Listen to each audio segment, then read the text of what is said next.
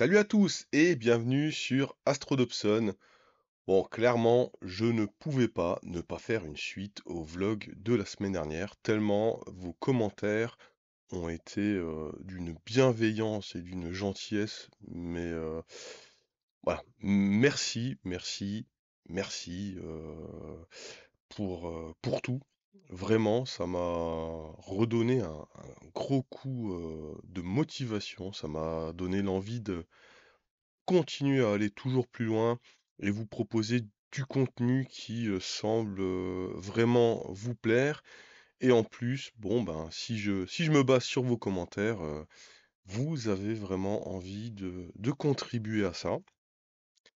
J'ai donc, mis en place, un PayPal, hein, c'est la solution qui a semblé être, proposée majoritairement. Je vous remets d'ailleurs, le lien dans la description de cette vidéo. Et avant de continuer, quand même, déjà merci à tous, mais vraiment un gros merci tout particulier à toi, Anna. Vraiment, c'est super gentil, c'est super mignon, ça me touche tout particulièrement et je te souhaite encore plein de belles soirées astro avec ton papy. Voilà, vraiment, merci à toi. Donc, on va en revenir, à tout ça. Voilà, le PayPal, j'ai déjà, reçu, des dons. C'est vraiment, super sympa, mais pas que. Il y a des personnes, qui ont, eu, la bonne idée de se dire, «Bah, tiens, moi, je vais te faire, des petits cadeaux». Donc là, on a, des cartes électroniques, des écrans, de quoi, encore bien s'amuser. Il y a aussi, un carton qui est, actuellement, en train d'arriver dans le point relais colis, Mondial Relais, Noël au printemps, comme m'a dit, la personne qui m'a envoyé ce carton.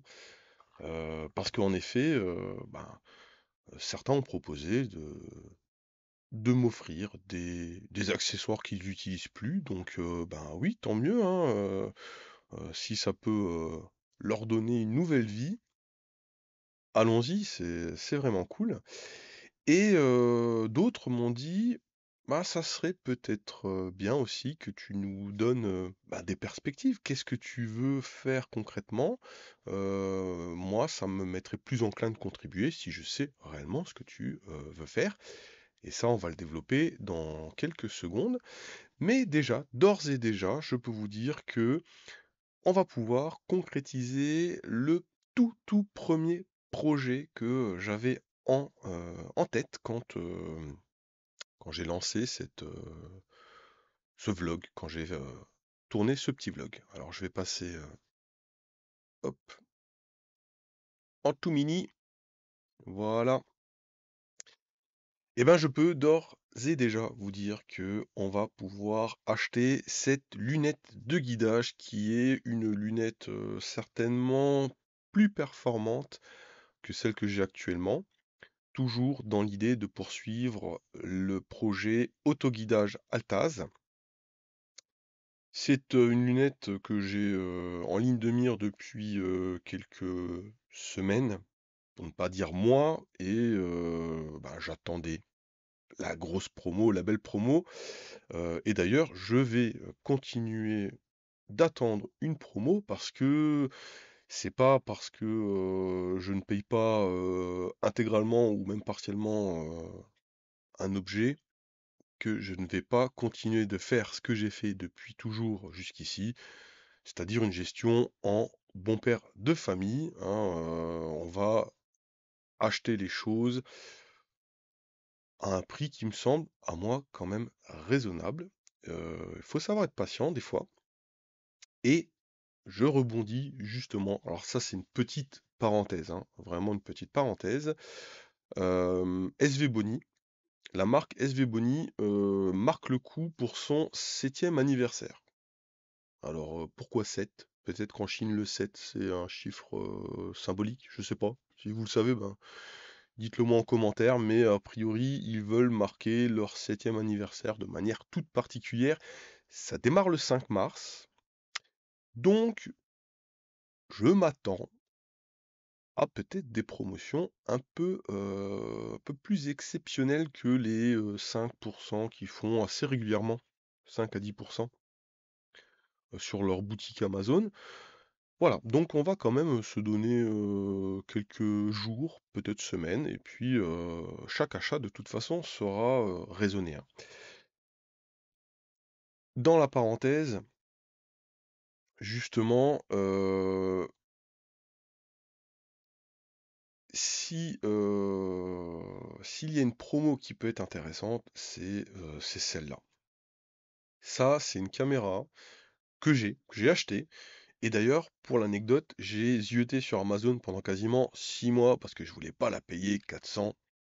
Je voulais avoir un prix un peu plus agressif. Et en attendant patiemment, j'ai réussi à avoir une promotion de 20%. Donc là, ça devenait vraiment intéressant. Et si je vous parle de cette caméra, c'est parce que j'ai vraiment l'impression que c'est une caméra qui est budget serré, performante et qui est vraiment agile. C'est-à-dire que je l'utilise pour justement mes essais d'autoguidage. J'ai fait du planétaire avec et j'ai même fait du ciel profond. Donc pour 320, je l'avais payé 320 euros. Cette petite caméra, elle est assez polyvalente et quand on commence, ben voilà, ça peut être quelque chose de très intéressant. Je vous encourage à aller voir à quel prix les concurrents la vendent. Euh, Ça reste le même capteur, hein, donc grosso modo, j'ai pas vu de différence de performance avec ce que publient d'autres personnes qui utilisent ce même capteur. Bien évidemment, c'est pas affilié. D'ailleurs, vous verrez pas de lien vers la fiche produit. Je vous encourage à aller vous-même sur Amazon et taper donc SVBoni 705C. Ça peut être un achat intéressant. J'ai publié quelques images sur Facebook, mais on va faire une petite vidéo dessus quand même, parce que ouais, c'est une petite caméra sympa. Alors attention, hein, en ciel profond, va falloir se limiter à des objets de taille raisonnable, hein. Nébuleuse de la bulle, des choses comme ça. Et puis bien sûr, on est toujours embêté, vous le savez bien, avec la dérive en Altaz, avec nos Dobson. Donc c'est pas des plus faciles. Mais si vous n'avez pas de caméra à ce jour et vous souhaitez vous lancer, c'est un conseil. C'est une caméra qui fait le boulot. Ça, c'était une parenthèse. On va en revenir au projet, aux perspectives. J'ai en ligne de mire d'augmenter les performances de la mini-monture. Et pour ça, je vais multiplier le nombre de pas par révolution. J'ai trouvé ceci sur Amazon que je vais devoir acheter en x3, 2 pour l'Alt et 1 pour le AZ. Il y aura aussi quelques pièces à dessiner, donc ça va mettre un peu de temps, c'est pas demain, mais ça c'est un projet quand même court terme. Je veux voir jusqu'où on la pousse cette petite monture. Et le gros projet de l'année, ça c'est le gros projet de l'année, c'est on va dire ma dépense 2024. J'aimerais vraiment essayer de mettre une lunette à focale assez réduite sur l'Open Astro Tracker et en même temps sur la mini mount, donc ma mini monture. Je me suis arrêté sur cette focale de 400. Je ne connais pour ma part que Skywatcher et puis ben, SV Boni côté caméra, etc. Il y a peut-être d'autres solutions, hein. Ben, si justement vous avez d'autres suggestions de lunettes, dites-le moi en commentaire. Je l'achèterai pas sur Amazon, je pense, parce que on la touche quand même à un prix plus agressif sur d'autres sites. Donc ça sera pas 500 euros, je mettrai pas 500 euros là-dedans, ça c'est sûr et certain. Donc ça c'est à ce jour les trois projets d'achat en cours, dont le premier qui va se concrétiser, je l'espère, assez rapidement. et grâce à vous, en plus. En termes de perspective et vu que, ben, on est entre nous, heu, je vais aussi vous parler d'une série. Je pense que ça va être une série, de vidéos parce que une seule, on va pas réussir à tout couvrir, ça risque d'être trop long, donc on va faire une petite série, de 2, 3 vidéos certainement, sur la mécanique céleste en alta azimutal, de la théorie à la pratique. Une série que, volontairement, j'ai envie, qu'elle soit vraiment technique. On va aller au bout des choses, on va explorer d'un point de vue, mathématique, comment tout ça, ça fonctionne. Le mouvement des astres, vu sous un angle altazimutal, donc vu par nos télescopes, nos Dobson, le mouvement des étoiles, des corps célestes, et puis comment concrètement ça, quand il vient le moment de concevoir une monture, quand, on veut, justement suivre ces astres, comment on s'y prend sur la base de ces équations et ensuite comment on calcule une monture. Quand j'ai fait, ma mini monture, je ne l'ai pas fait au hasard. Grosso modo, tout est calculé. À ce stade, elle est calculée pour être, on va dire, à isoperformance d'un Dobson. J'ai pas fait ça de manière anodine et normalement, vous allez voir que tout va prendre du sens dans les mois, à venir au fil de nos essais. On va essayer de comprendre comment on peut aller plus loin. Est-ce que tout ceci est suffisant et bien dimensionné? On va peut-être, casser aussi quelques idées reçues, des choses, qu'on lit par-ci par-là et qui pour moi n'ont aucun fondement théorique. Une série, volontairement technique, mais, on va essayer de rendre ça, compréhensible, hein. C'est la volonté que j'ai depuis que la chaîne existe, c'est que le contenu soit accessible à tout le monde. J'ai imaginé, faire un ou des PowerPoint en support. On va se les dérouler, je vais les commenter. Il y aura des images et cetera, des schémas. Puis je me suis dit que ce format de PowerPoint est sympa puisque, bah, après, je le mets en partage et ceux qui veulent, ben, réviser, relire le truc, heu, bah, vous pourrez, tranquillement, vous rebalayer les petits fichiers mis en partage. Et en parlant de partage, voilà, tant que j'y pense, en parlant de partage, vous êtes quelques-uns à m'avoir demandé si je pouvais mettre à disposition le firmware qui permet de contrôler ma mini monture. Alors, clairement, ce que j'ai fait, ce que j'ai programmé, c'est un clone, on va dire, c'est un clone non officiel d'un firmware Skywatcher.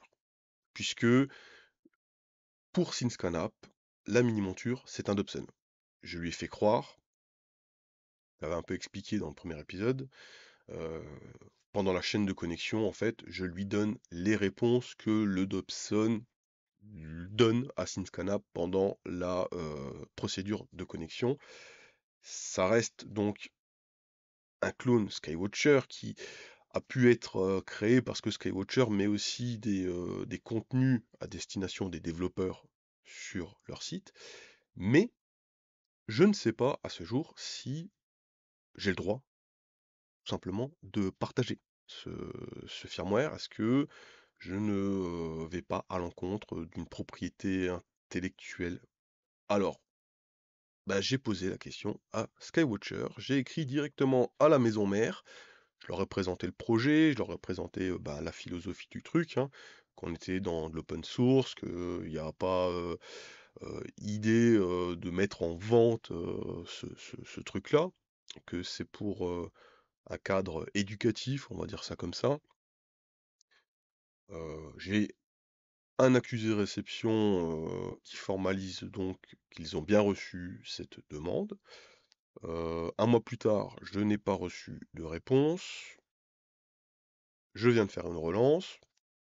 On va voir. Après, est-ce qu'on peut considérer que l'absence de refus est une autorisation? Bon, au pire des cas, ben, on trouvera un moyen. de, permettre à ceux qui ont vraiment, l'envie de déployer ce firmware, ben, je vais vous montrer dans une vidéo, potentiellement non référencée sur YouTube. On mettra une petite vidéo où, je vous expliquerai comment on fait, avec des fichiers Excel et cetera. Enfin, tout se calcule assez simplement quand on a fait le travail de comprendre comment ça marche, mais une fois qu'on a fait ce travail-là, ça se déploie assez facilement et je me dis que les personnes qui veulent mettre ça en œuvre ont, des connaissances qui leur permettront de faire le reste du travail par elles-mêmes. Et puis donc pour terminer, l'autoguidage. Là, vous voyez on est vraiment en plein dedans avec le but de, réussir à faire ça sur un Dobson. Cependant, je dois quand même vous avouer que j'ai l'intime conviction que cela, pardon, ne fonctionnera pas. Alors, pourquoi cela ne fonctionnera pas? On va pas rentrer dans les détails aujourd'hui, mais mathématiquement, je peux vous le montrer, assez simplement. Je parle bien, autoguidage Dobson, hein, parce qu'il y a d'autres montures Altaz sur lesquelles ça pourrait marcher. Bah, déjà, si ça marchait aussi simplement que ça, je pense que, on pourrait voir du contenu, notamment je suis sur, des groupes, Altaz, et Dobson américains avec, une communauté, assez importante et jamais, je n'ai vu de, photos, publiées avec, écrit, «Ça a été fait en autoguidage» avec des pauses de, 60-90 secondes et cetera. Et quand moi-même j'ai publié mes premiers résultats de la mini monture, ben, les personnes étaient vraiment étonnées que j'arrivais à faire ça. Donc, le fait que personne ne le fasse à ce jour peut être, aussi un indicateur de plus que, bah, que c'est pas possible. Cependant cependant, entre tout et rien, il y a aussi des fois des justes milieux. Des choses qui sont sacrément sympas et qui ne demandent qu'à être développées. Vous le savez, vous qui, faites de l'astrophoto au Dobson notamment, l'un de nos plus gros problèmes, en dehors des temps de pause réduits, c'est la qualité du suivi. Des fois, on se fait des nœuds au cerveau parce que la cible ne reste pas, dans le centre, de l'objectif, dérive en permanence. D'ailleurs, à mon avis, après, la vidéo, la toute première vidéo que je vais faire de cette série, vous serez peut-être un peu plus indulgent avec vos montures parce que, vous allez vous rendre compte à quel point le suivi sidéral en Altaz, c'est un exploit technique, clairement. Mais ça reste quand même, assez frustrant et ce qui a inspiré tout le travail qu'on va engager avec mon ami, Jean-Luc, c'est, SharpCap qui, dans l'une des toutes dernières versions payantes, a implémenté une fonction assez sympa, sur le papier en tout cas, qui est de dire que, sans lunettes de guidage, SharpCap, regarde quand même si l'objet cible dérive et à partir d'un moment, va procéder à un recentrage, donc va stopper le live stacking, recentrer l'objet et puis relancer le live stacking. Alors fatalement, quand j'ai vu ça, je me suis jeté dessus, je me suis dit: «Allez, ça c'est génial, c'est ce qui nous manque, réellement à nous». Malheureusement, ça n'a absolument pas donné les résultats escomptés. Pourquoi? Mon analyse, c'est que, pour procéder au recentrage, SharpCap va inverser le mouvement, va inverser le sens de rotation des axes et ça, sur une monture alt-azimutale en particulier, c'est quelque chose de très délicat puisque vous allez introduire un phénomène qui s'appelle le backlash. Et le backlash est en soi quelque chose qui, de toute façon, pénalise le suivi sidéral. On en a déjà parlé. à plusieurs reprises. Et en effet, dès que ce système se déclenche, bah, en fait, il ne s'arrête plus, il fait des corrections en permanence et passe plus de temps à corriger qu'à prendre des photos. Donc fatalement, ça apporte plus d'ennuis que de solutions. Pour autant pour autant, j'imagine qu'en EQ, ce petit système-là doit fonctionner magnifiquement parce que en EQ, ça ne marche pas de la même façon. C'est totalement différent d'un point de vue déjà mouvement, mais aussi d'un point de vue architecture de télescope. Encore une fois, on en reparlera dans cette vidéo, vous allez voir le pourquoi du comment. Et là, ça m'a donné une idée que j'ai immédiatement partagée à mon programmeur de l'extrême. Je me suis dit, mais on pourrait peut-être nous faire quelque chose. On pourrait se placer d'un point de vue Altaz et essayer de voir à reproduire cet algorithme de SharpCap, voire d'autres, hein. Du coup, on s'est lancé en brainstorming, on a trouvé déjà au moins 3 possibilités, de faire ça, qui donc, permettraient de limiter, voire annuler la dérive. C'est une forme de guidage en soi. C'est une forme de guidage, mais où on n'atteint pas un RMS de 1 qui est la cible pour que ça marche en Dobson, 1 voire 2, secondes d'arc. Hem, donc on ne pourra pas augmenter le temps de pause. Par contre, on pourrait être à même de shooter, pendant des heures sans que l'objet dérive et ça, franchement, c'est déjà un truc de ouf. Et après, peut-être que en affinant, en raffinant l'algorithme, peut-être qu'on va arriver à quelque chose qui permettra potentiellement d'allonger un petit peu le temps de pause, de garantir un 30 secondes, peut-être 40 secondes, à voir. C'est le début du travail. Pas plus tard qu'hier, j'ai essayé de regarder un petit peu, côté, Ascom, si, j'étais en mesure de récupérer des pulses de guidage de PhD2 pour me les renvoyer sur le programme que, j'avais, commencé il y a, un peu moins d'un an maintenant, AZ Sideral Tracking++, dont le but était justement de travailler sur, la qualité du suivi sidéral et là, bon, on a déjà cette portion de code qui existe. Maintenant, si je pouvais récupérer les pulses, est-ce qu'on peut faire quelque chose de plus? J'y suis arrivé. Alors, c'est pas propre comme code, hein. Jean-Luc, quand tu vas voir le code, assis-toi bien. J'ai peur que tu tombes de ta chaise. C'est pas du code de puriste, mais ça fait une petite partie du boulot. Ça permet de déverminer déjà, hein. On va déjà commencer par juste déverminer. La prochaine étape, c'est de voir si j'arrive à étalonner la monture, à calibrer l'autoguidage et le lancer. Là, on aura déjà bien avancé. On pourra se dire, allez, ça fonctionne, on peut calibrer, ça autoguide, on va mettre nos bribes d'algorithme dedans. Bon, c'est un gros projet, c'est quelque chose qui va mettre des mois. 2024, l'année de l'autoguidage. Je vais me faire un t-shirt d'ailleurs, je crois à un moment donné. 2024, Guiding Year.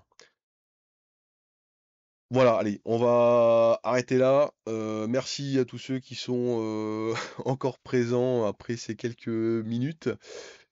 Et je termine encore en vous remerciant.